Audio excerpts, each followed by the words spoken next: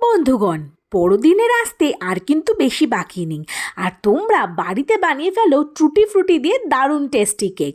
আর এই টুটি ফ্রুটি বাড়িতেই কিন্তু বানিয়ে নেওয়া যায়, তার জন্য দোকানে যাওয়ার কোনো প্রয়োজনই পড়বে না।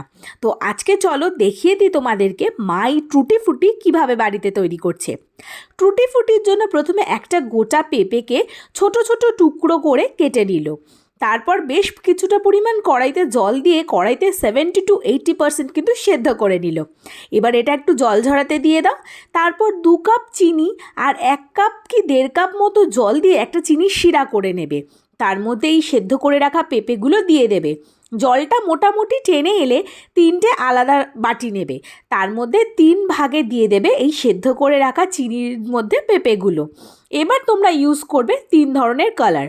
আমরা এখানে পিঙ্ক, গ্রিন আর ইয়েলো কালার ইউজ করেছি। তোমরা তোমাদের পছন্দ মতো কালার দিতে পারো। দিয়ে পেঁপেগুলোকে ভালো করে মাখিয়ে নেবে। এরপর একটা টিস্যুর মধ্যে এগুলোকে শুকোতে দিয়ে দেবে। যখন দেখবে ভালো করে ড্রাই হয়ে এসেছে আর টিস্যু পুরো রসটাই টেনে নিয়েছে, তখন ভাববে তোমাদের টুটি ফ্রুটি একদম রেডি। বাড়িতে কিন্তু এটা অবশ্যই ট্রাই করবে। আর কেকে দিয়ে খেতে কেমন লাগলো অবশ্যই জানাবে।